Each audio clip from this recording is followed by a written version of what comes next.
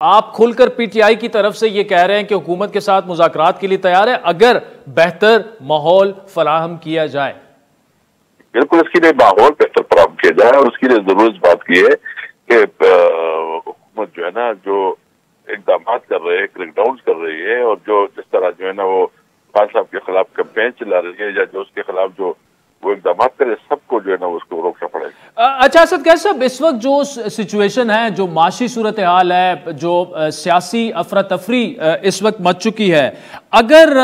سیاسی طور پر اگر بات کی جائے تو اگر خان صاحب اریسٹ ہو جاتے ہیں جو کہ آپ کے خدشات بھی ہیں تو پی ٹی آئی کو بہت بڑا سیاسی نقصان پہنچے گا؟ دیکھیے ابھی تو خان صاحب کی اریسٹ ہونے کی کوئی جواز ہی نہیں بنتی، ابھی تو سارے ہم نے ضمانتیں کی ہوئے ہیں،